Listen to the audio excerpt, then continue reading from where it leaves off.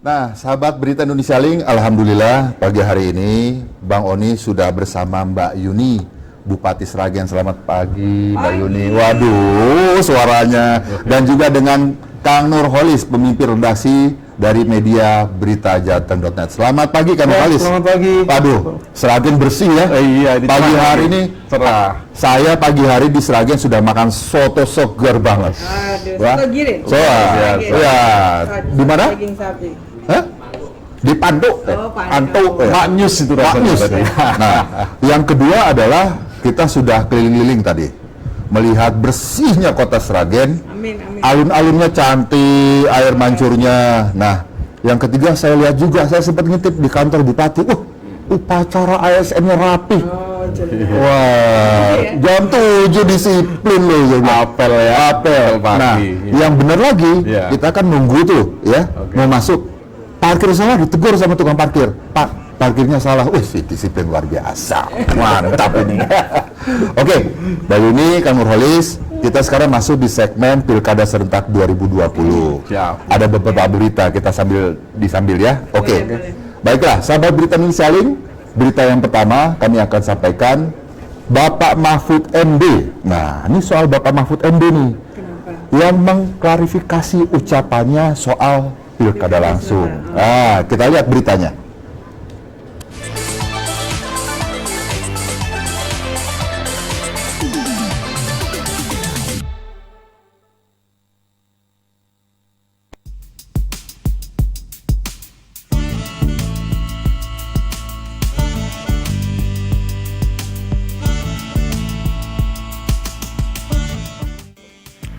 Menteri Koordinator Bidang Politik Hukum dan Keamanan Mahfud MD mengaku banyak pihak yang salah mengartikan ucapannya mengenai malaikat bisa berubah menjadi iblis terkait pilkada.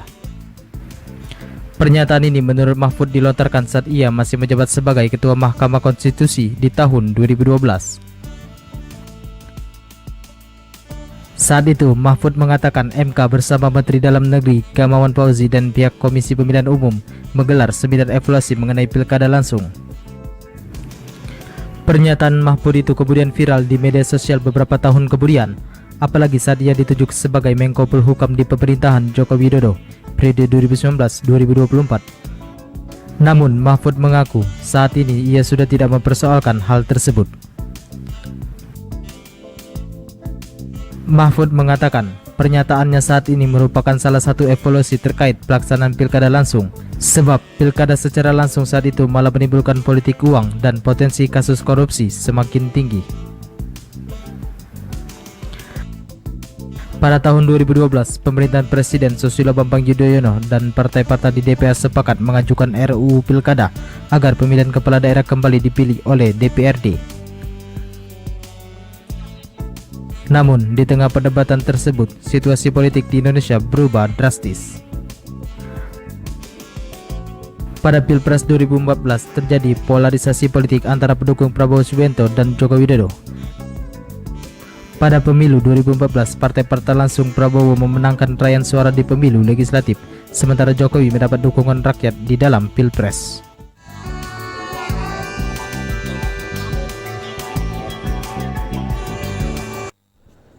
Nah, sahabat Berita Indonesia Link, berita kedua nih.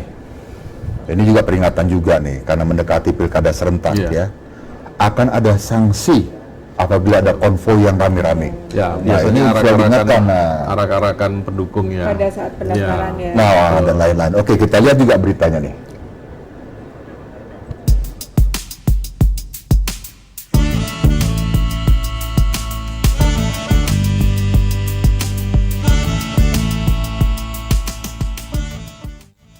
Menteri Dalam Negeri Tito Karnavian berjanji tak segan menjatuhi sanksi kepada jajaran pejabat pemerintah yang terlibat dalam aksi konvoi bakal pasangan calon pilkada serentak 2020.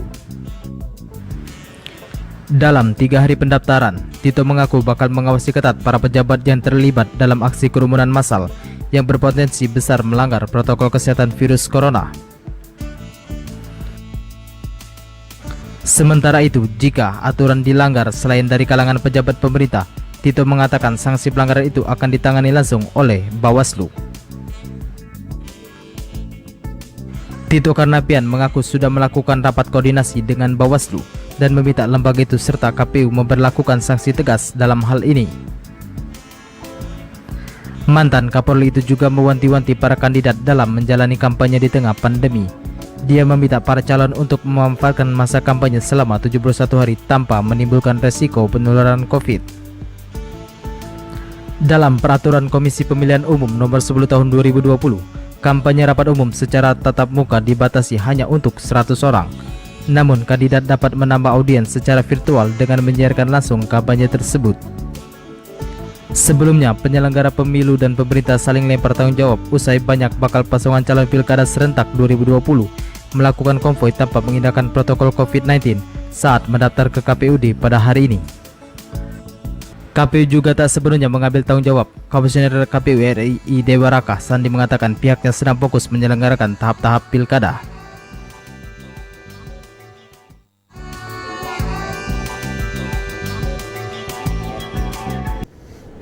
Nah, kita beralih ke Kota Sragen. Nah, kemarin pasangan Mbak Yuni Suroto mendaftarkan ke KPUD Sragen dan dokumen dinyatakan lengkap dan siap untuk maju. Siap. Waduh. Nah, apakah nanti akan ada lagi yang mendaftar? Masih menunggu ya, karena waktu diperpanjang ya. Oke, kita lihat beritanya.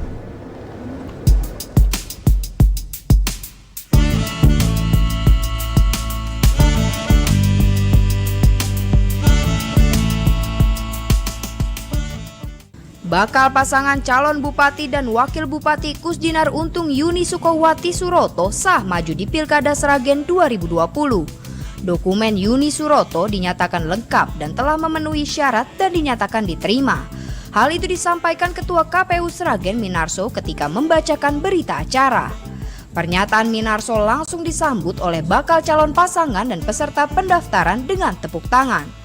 Proses pendaftaran sendiri telah berlangsung sejak kedatangan rombongan Yuni Suroto pukul 15 dan berakhir pada pukul 19 waktu Indonesia Barat.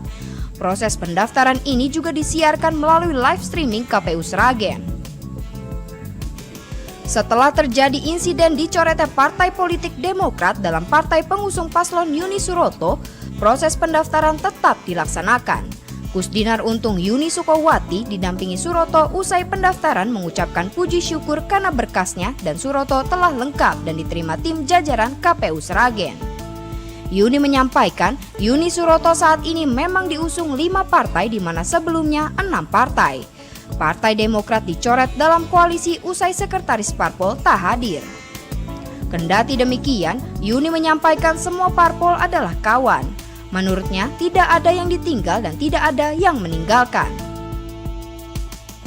Dalam pelaksanaan di lapangan, Yuni menyampaikan tidak akan ada perbedaan antara pengusung ataupun pendukung karena semua dari awal sudah memulai perjuangan bersama. Sementara ketika ditanya mengenai perkiraan perolehan suara dalam Pilkada 9 Desember 2020 mendatang, Yuni menyampaikan masih dibahas nanti. Yuni Suroto kini diusung oleh PDIP dengan 13 kursi di DPRD, PKB 7 kursi, Golkar 6 kursi, PAN 2 kursi, dan Partai Nasdem 1 kursi.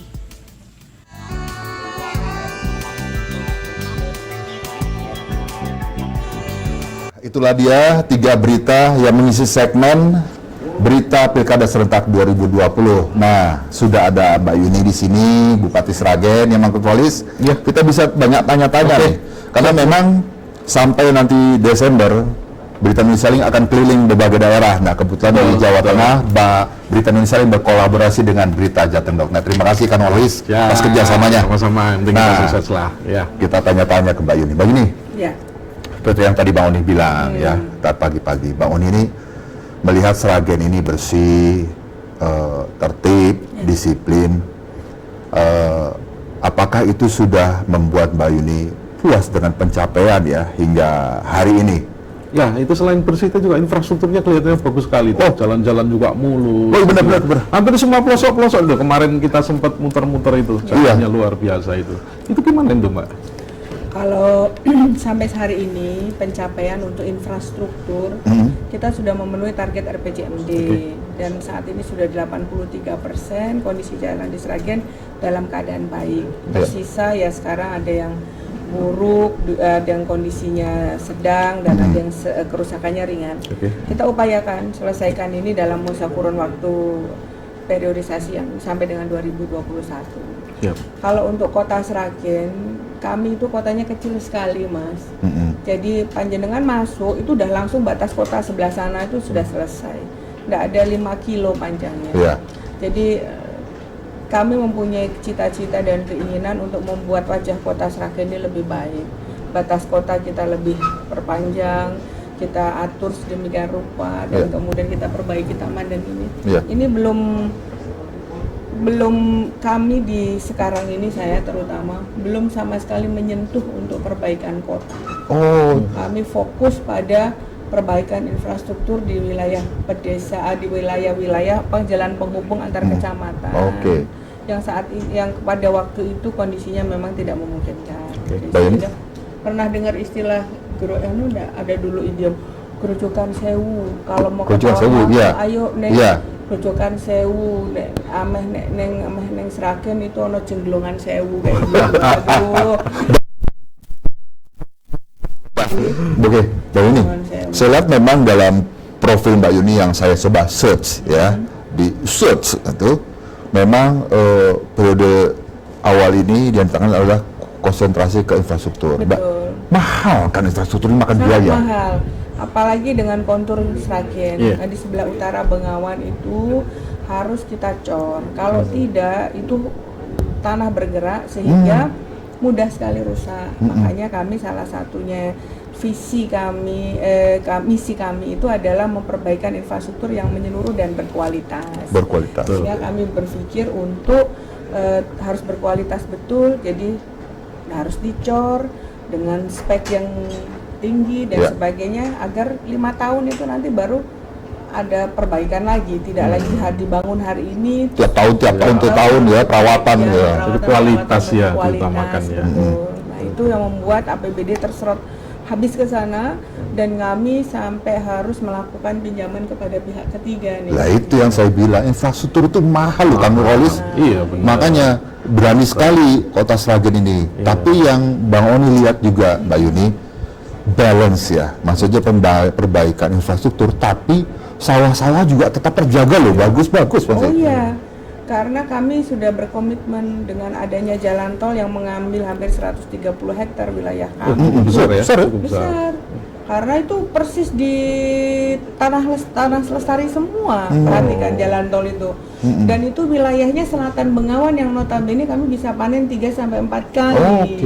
Nah, kita harus mengganti itu dengan tata ruang kami yang terbaru dengan komitmen tetap harus menjadi daerah penyangga pangan nasional. Nah, jadi kami harus mencari yang lain di samping juga intensifikasi pertanian. Jadi tanah penggantinya juga untuk pertanian ya? Iya, harus. Alhamdulillah. Kami dalam perda tata ruang itu harus terpenuhi.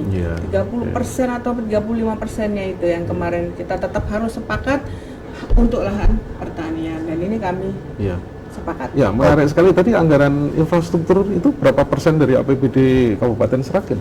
Dari total APBD kami, kemarin kami mengambil itu hampir 350 miliar lebih. Padahal PAD kami aja hanya 330 miliar.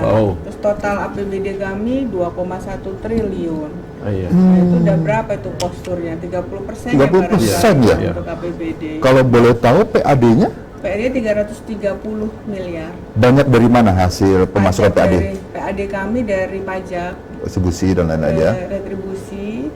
Kalau kita di wilayah pariwisata, kami belum mengepus dengan baik karena pariwisata di Sragen yang menjadi andalan bagi kami adalah satu itu di Sangiran. Sangiran itu kan saat ini sudah sangat luar biasa. Nah, kami di infrastruktur membangun dari satu klaster ke klaster lain. Jadi Sangiran, kemudian ada zona penggalian di wilayah-wilayah desa. Itu yang harus kita bangun dari klaster itu jadi masyarakat tidak hanya ke museum, tapi Ya. mereka bisa experience dengan penggalian dan sebagainya. Itu salah satu cara kita mengepus pendapatan dari sektor pariwisata, termasuk Gunung Kemukus.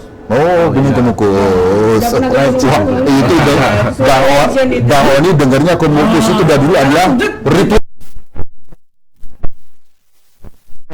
Ya, itu nanti lebih di dalam khusus. Tapi Mbak Yuni, nih mungkin Mbak Oni juga mau tanya satu. Setelah infrastruktur, apakah sektor lain yang cukup makan besedananya, misalnya apakah kesehatan, Oh pendidikan, iya, apalagi pasti. tahun ini kesehatan luar biasa ya, Oke. karena Kalau kesehatan jelas karena itu kebutuhan dasar. Iya. Kesehatan, pendidikan itu harus kita penuhi dan sudah ada dalam aturannya bahwa 20% dari total anggaran itu harus untuk kesehatan, kemudian 20% lagi untuk pendidikan ya seperti itu. Ya sudah Oke. diatur izin Iya, dari iya, pemerintah iya, pusat. Iya, iya. Nah, kalau kami di sektor kesehatan kita punya 2 rumah sakit umum daerah. Sesuai dengan misi kami ingin menambah rumah sakit daerah lagi satu di Ya. sebelah utara Bengawan, Iya. supaya mereka bisa terlayani, tidak harus ke ibu kota kabupaten.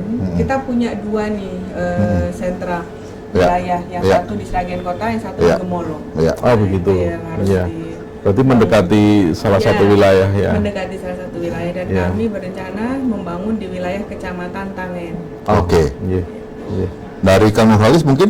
Ya, ini Mbak Yuni, masa pandemi ini tentu saja sangat terasa sekali ya. Sangat terasa. Iya, ini bagaimana kondisi masyarakat di Sragen saat ini? Kami terjadi peningkatan yang cukup tajam itu dimulai dari Agustus pertengahan. Oke. Itu grafiknya naik, Iya. naik, Iya, naik, iya, naik iya. terus. Iya. Nah, itu yang harus kita sama-sama bagi pemerintah dan masyarakat. Saya Iya. mengeluarkan Perpu yang Iya. mengatur penerapan protokol kesehatan di masyarakat. Ya. Oke. Dan itu ada beberapa tahapan. Kita sanksinya ada sanksi teguran tertulis, Ya. ada lisan, kemudian sanksi pekerjaan sosial, dan yang terakhir kalau memang betul-betul tidak bisa ini kami memberikan sanksi denda administratif bagi masyarakat yang tidak pakai masker. Kita lakukan razia 50.000. Oh, 50.000 ya. Iya, iya. Kemudian usaha, unit usaha misalnya restoran, kemudian minimarket yang tidak menerapkan protokol kesehatan kami denda 1 juta. Oh, cukup besar juga. Ya. Ya.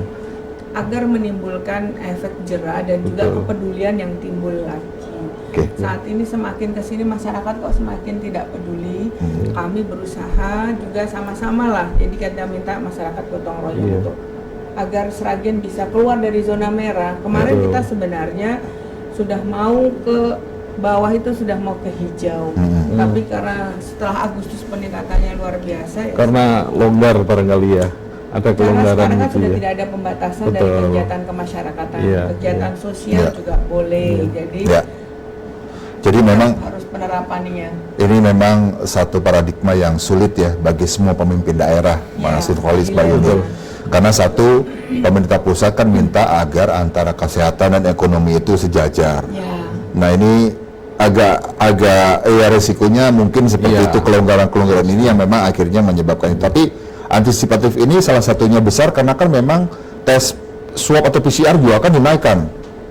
Jadi Jumlahnya yang ya. diinstruksikan oleh Presiden itu positive rate namanya, Positive rate. itu 5%. Oke. Kami di Sragen ini baru 8,80%, berarti masih jauh. Kalau di Sragen itu hitungannya berarti saat ini Wah ini setiap bupati ini dokter loh, ini dokter. Iya. Setiap hari Iya. target itu kita 980 orang per minggu. Per minggu. Kemudian berarti kalau di breakdown per hari kita harus melakukan tes PCR itu 140 orang per hari. Per hari. Anggarannya cukup besar juga itu. Betul sekali, dan bayangkan pada saat 1 kali tes PCR kita kan belum bisa punya lab sendiri yang mampu untuk memeriksa itu. Jadi kita kirim ke Rumah Sakit Dr. Muwardi.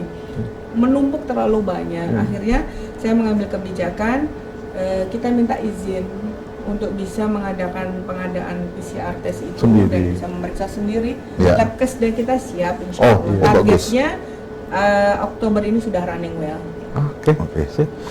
Bagus. Mbak Yuni, ini kan pencapaian Mbak Yuni di periode pertama ini kan Mbak Yuni merasa juga, aduh masih ada yang memang harus digenjot lagi Iya. karena terutama Mestinya terkait dengan visi misi ini mestinya. Nah, iya. Untuk pilkada besok. Ini. apalagi terkait juga kan Iya. 1 tahun ini hampir semua daerah itu terpotong dengan fokus menangani pandemi. Betul. Gitu. Apa kira-kira yang masih ke Harus depan? ditingkatkan lagi Iya. kualitas sumber daya manusianya, ASN kami, masyarakat kami, terus kemudian penerapan teknologi yang saat ini masih walaupun sudah sampai di tingkat di desa, tapi perlu lagi untuk dilakukan apa namanya ya, lebih peningkatan lah Mas. Sekarang ini dengan era pandemi, anak-anak sekolah dengan daring itu kesulitan betul bagi kami yang ada di utara Bengawan, termasuk yang ada di Sambirejo itu yang di atas gunung. Jadi mereka bisa nyambung. belum tentu tercover Yes. fasilitas sinyal internet ya, benar. Belum, nah, kita harus menyebarkan itu. Terus Mbak Yuni, enggak usah di Sragen, di ujung gunung. Orang tidak jauh dari Jakarta yang Bogor terpencil juga banyak, oh. lah, Itu. Ya, itu kan problemnya tidak hanya sambungan internet itu. Betul. Kalau di Tapi- desa-desa itu masih Kuota- banyak keluarga yang belum punya handphonenya aja masih Iya, belum punya. Lah itu iya. problem tersendiri. Belum lagi biaya kuota. Iya. PR banyak ya. banyak Iya. sekali Pak. Terus kota, penataan kota Penataan ini kota, iya. sangat belum, dan saya ingin kita punya Masjid Agung Us. Sragen. Oh, iya. Itu selalu ikon ada ya, setiap kota ya. Kita belum punya itu. Oke. Nah, Ya mungkin sebelum ke program ini kan banyak sekali program Iya. yang ingin dicapai ya. Ya, insya Allah nanti di periode kedua gitu Insya Allah, ya. insya Allah. Ya, amin. Semoga Semoga lancar, semoga lancar lah ya. masyarakat. Tapi barangkali ini visi misinya dulu barangkali bisa disampaikan agar masyarakat juga visi tahu misi ini. ya? Iya, ini periode kedua apa sih yang ingin Kita dicapai? itu ini? ya evaluasi dulu ya, capaian yang ini dulu saja yang kita belum capai Oke. itu. Kalau yang kita belum capai adalah laju pertumbuhan ekonomi kita masih belum sesuai dengan RPJMD. Indikator Oke. ini harus kita Oh. kejar Iya. nanti sampai dengan akhir tahun ini. apalagi sekarang kan karena udah ada fasilitas jalan tol seharusnya Betul, ya. nah Iya. seharusnya ada peningkatan Betul, ini. betul. Itu kok tidak sesuai, terus kemudian kenaikan kunjungan wisata. Nah, Pak, boleh nggak usul? Ya, silakan. Bang Oni lihat ya, Bang Oni baru semalam nih diajak keliling-keliling sama kami oleh Sragen. Aduh, ngelihat ijo royo-royo agrowisata kayaknya sangat Ya. tepat sekali di sini ya. Betul. Ya, karena di beberapa tempat seperti di beberapa kayak di Magelang segala macam itu ada sawah, bentangan sawah, dibikin kayak catwalk, tempat duduk orang jadi instagramable segala macam. Apalagi kan keluar tol cepet ya, Betul. tanah juga subur lagi. PR kami ke depan, sektor pariwisata harus dipus. Jadi kalau kita tidak punya sumber daya alam seperti yang ada di Tawangmangu, di Iya. Bulungan, Iya, kemudian kita ya harus punya kreasi Iya, sendiri. betul, betul. Kan sekarang yang penting ada Instagramable. Iya, Instagramable. Iya, Semua ini. orang senang foto-foto. Iya. Promosi Jadi gratis aja itu. sendiri, iya. Promosi gratis. Iya. Murah Sewa lagi. untuk gedung Ombo. Wah. Alhamdulillah Bang Oni, kita tuh tahun ini sebenarnya mendapatkan dana dari pemerintah pusat karena Gunung Kemukus itu masuk sektor pariwisata nasional. Oh, luar Jadi kita biasa. dapat dana. Iya. Tugas Sragen adalah menyediakan lahan Iya. dan kemudian merubah mindset. Kemukus Yes, menjadi jadi orang kesana tuh orang golek kesugihan, Iya, gitu kan. Betul. Terus orang melakukan hubungan Hubungan seks, seksual iya. seperti itu tuh yang harus Iya. ini. Insya Allah lah ke depan itu sektor pariwisata kita punya pilihan ya. pilihan lah untuk Nah. bisa di ini. Betul, kenapa pariwisata juga Mbak Yuni satu. Kayaknya Bang Oni juga melihat ya kemarin iki sepedahan di Sragen enak nih di Wah, desa. iya. Karena sekarang sepeda kemana-mana loh Mbak. Bayangkan itu orang lari ke Jawa Barat, ke ke Jogja hanya untuk sepedahan. Di Sragen banyak tempat trek-trek sepeda yang sekali ya. bagus sekali. Saya kemarin sepedaan ke Gunung Kemukus. Wow. Mulai dari Pendopo, Ya. terus kami bersepeda itu di Kecamatan Pelupuk, kita lewat masuk ke Desa Karungan, kami disambut dengan ibu-ibu yang udah sepuh memainkan seni lesung. Wah, itu keren itu. Seni Bisa lesung. dibudayakan itu untuk Iya, makanya acara seperti itu. Saya pengen sekali kita bikin festival di Sragen ini, Iya, festival bos. Sangiran dan Oke. sebagainya. Ini yang belum tergarap. Iya loh, Mbak Sangiran itu bukan skala nasional loh, internasional loh Sangiran loh itu. Betul. Internasional itu. Bayangkan aja misalnya di mana itu Jember yang punya betul. festival setiap tahun, Betul, Surakarta, betul, kita betul. pun bisa sebenarnya, hanya karena di sini itu kepalanya isinya musik dan dari dalan sik gitu. Jadinya itu belum tergarap, PR-nya tuh banyak sekali Mas. Oke. Potensinya besar, Potensinya besar, tinggal sentuh iya, gitu, iya. kapan ini mau mulai gitu ya. Ini orang Aduh, itu tadi kita sudah bicarakan tentang pertumbuhan ekonomi ya. Iya. Itu yang kemarin sudah tercapai sampai angka berapa itu Mbak Yuni? 5,9. 5,9. Terus target yang ingin dicapai? Targetnya ya sebenarnya sesuai target nasional pada waktu itu ya, Iya. atau target provinsi 7, 8, tapi kan sekarang malah terjadi penurunan. Iya, gitu. karena pandemi ya. Betul, Dan itu betul. merata seluruh nasional. Betul. Iya. Terus nanti ke depan saya itu ingin ada pemerataan dari, kan Sragen itu dibelah Sungai Bengawan Solo. Betul. Oke. Antara utara Bengawan dan selatan Bengawan. Iya. Selatan Bengawan itu subur, panennya bisa 4 kali, masyarakatnya relatif lebih sejahtera. Apa karena faktor irigasi? Ya. Oh. Di Selatan Bengawan itu setelah ada waduk Gondang yang diresmikan oleh Pak Presiden, Iya.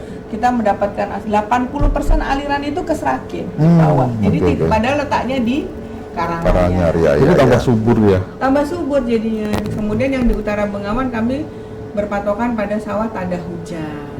Padahal di sana ada waduk Kedung Ombo. Ya sama, waduk Kedung Ombo itu 80% alirannya ke Gerobogan. Iya. Bukan, bukan di Bukan ke Sragen. sendiri. Oke, ini masih soal pertumbuhan ekonomi ya. Iya. Sejauh mana sih produksi padi atau beras dari Sragen ini, apakah surplus untuk mencukupi Sragen sendiri atau memang di Kami dievaluasi kemarin itu kondisinya masih surplus. bagus Bisa- banget. Alhamdulillah. Kalau Sragen tidak panen ya memang agak, kami sama Cilacap yang di Jawa Tengah itu yang diharapkan selalu dia pantau betul. Jadi lumbung ya, termasuk lumbung beras Lumbung Jawa beras. Tengah ya. Jawa Tengah.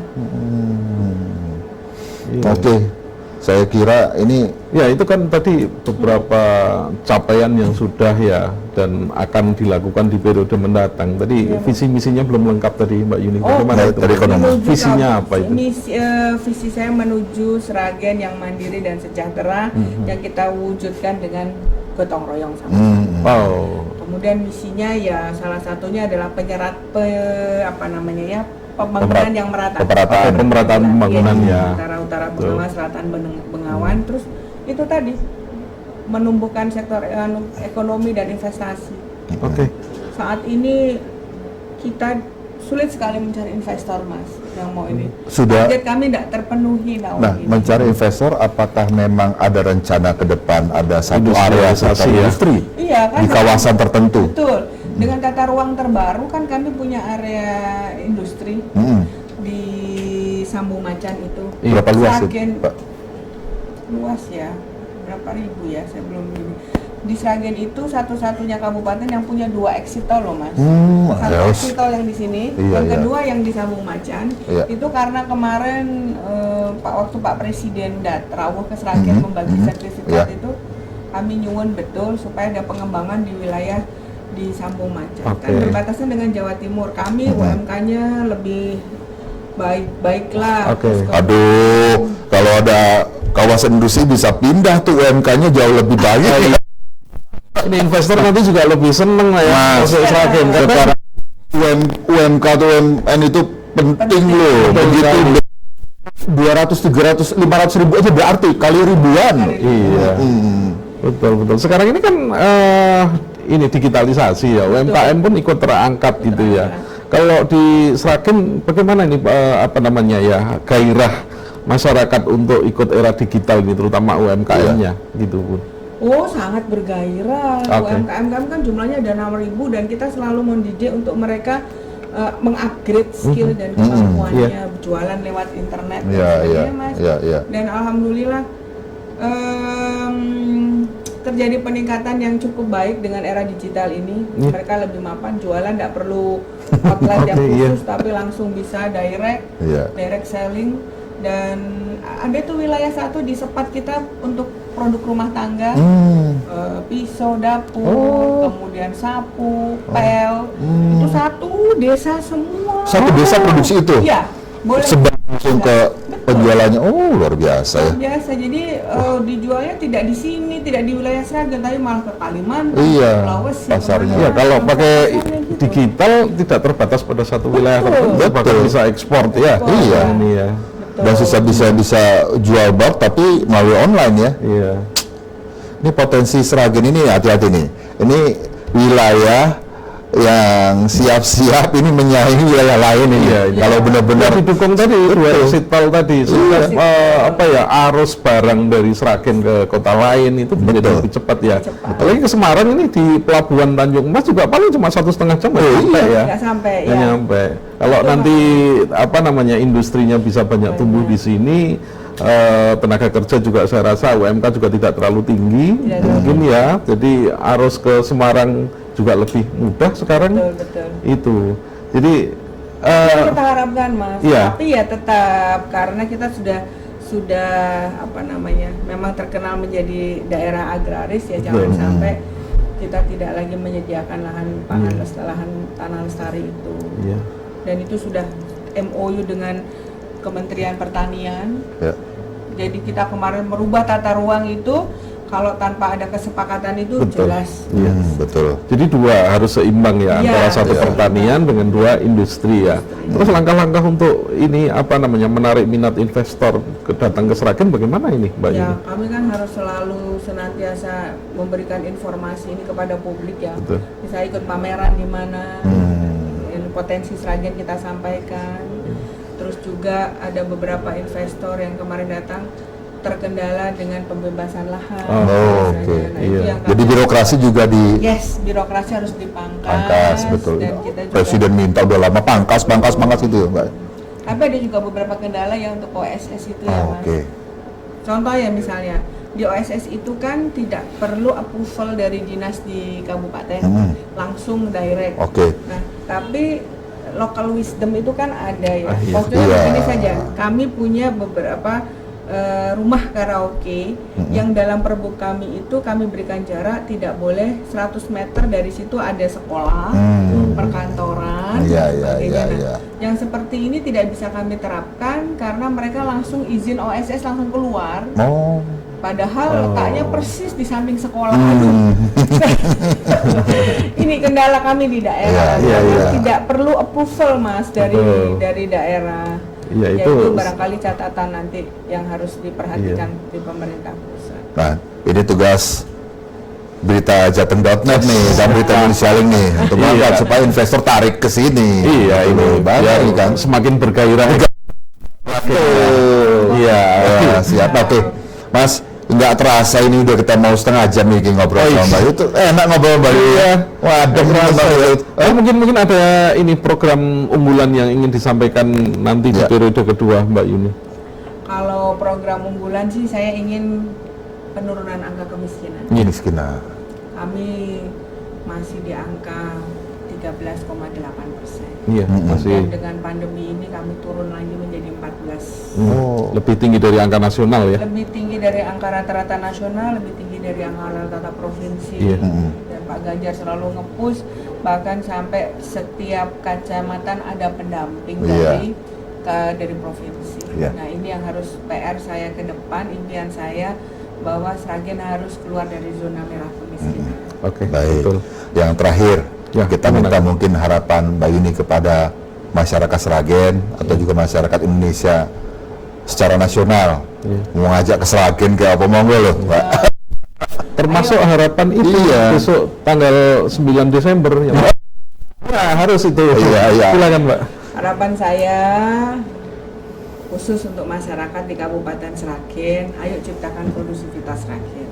Di era mau pilkada biasanya suhu politik agak menghangat. Betul. Nah, sekarang kita sudah disibukkan dengan COVID-19 yang suhu panas juga. Betul. Jadi untuk bisa dijaga dan sukseskan pilkada dengan menggunakan hak pilih sebaik-baiknya. Datang ke TPS, pilih pemimpin berdasarkan hati nurani. Baik. Sukseskan pilkada, paling yang sukses itu kalau 70% warganya mau hadir untuk Itu menggunakan tolak ukur ya? tolak Iya. ukur itu. Nah, semoga semua masyarakat Sragen dalam menyambut pilkada ini dengan sukacita.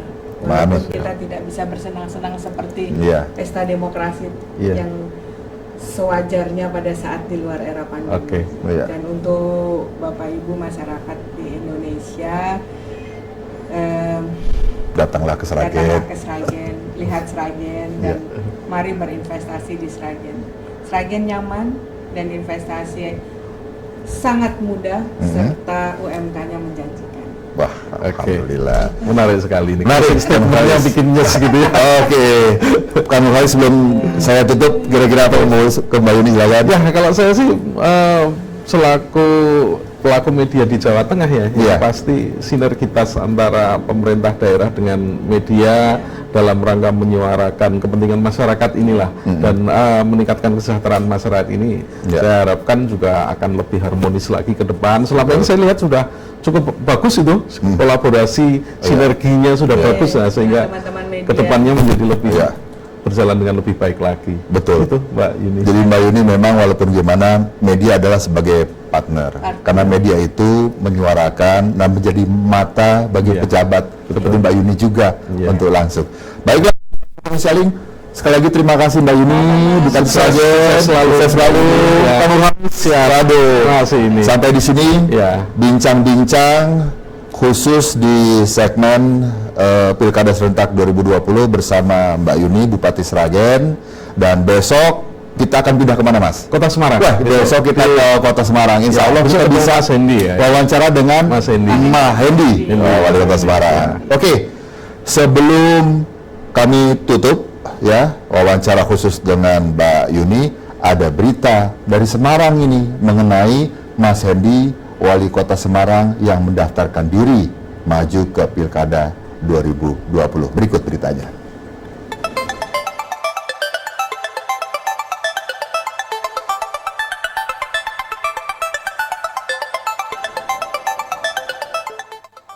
Pendaftaran bakal calon wali kota dan wakil wali kota Semarang dibuka hari Jumat 4 September 2020 ini.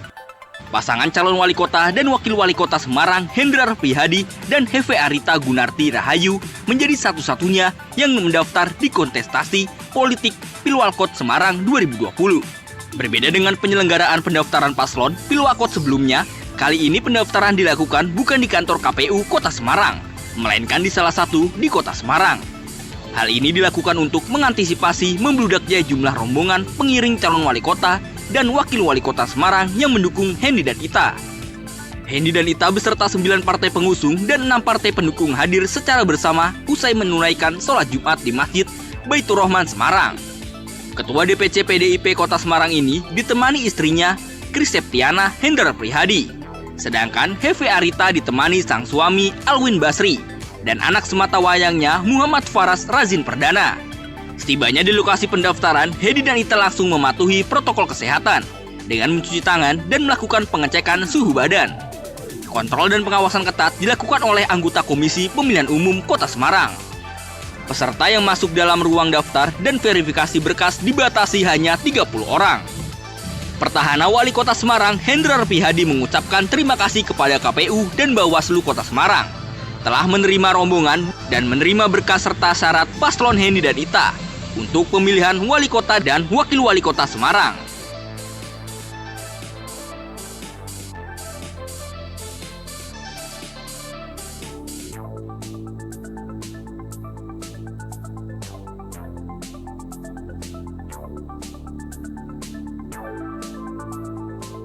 Saya ucapkan terima kasih kepada kawan-kawan KPU, tadi juga ada teman-teman Bawas yang sudah menerima kami. Saya sama Mbak Ita yang ditemani 9 partai pengusung dan 6 partai pendukung. Kita bersama-sama menyerahkan berkas pendaftaran untuk Pilwalkot Kota Semarang. Dan Alhamdulillah KPU menyampaikan bahwa berkas-berkas yang kami bawa semuanya lengkap. Menurut Hendi, tahapan Pilwalkot setelah pendaftaran akan ia ikuti sebaik mungkin, mulai dari cek kesehatan hingga tahapan kampanye dan lain sebagainya. Untuk tahapan selanjutnya, tambah Hendi, ketua tim pemenangan dan strukturnya telah dibentuk, bahwa dalam struktur tim pemenangan tersebut berisi beberapa tim penting seperti tim kepartaian, tim relawan, tim cyber, tim gorong-gorong, dan tim media. Hendi berharap masyarakat Kota Semarang berbondong-bondong bisa menggunakan hak pilihnya pada 9 Desember 2020 dan memilih pasangan Henny dan Ita. Seperti diketahui, Henny dan Ita merupakan pasangan calon pertahanan yang diusung PDI Perjuangan. Saat ini sudah mendapatkan dukungan dari seluruh partai politik yang memiliki kursi parlemen di DPRD Kota Semarang, yakni PDIP, Gerindra, Demokrat, Nasdem, Golkar, PKB, PSI, PAN, dan PKS. Selain itu, sejumlah partai non-parlemen antara lain PPP, PKPI, Berkarya, PBB, dan Hanura juga turut mendukung pasangan pertahanan Henny dan Ita di Pilwakot Semarang.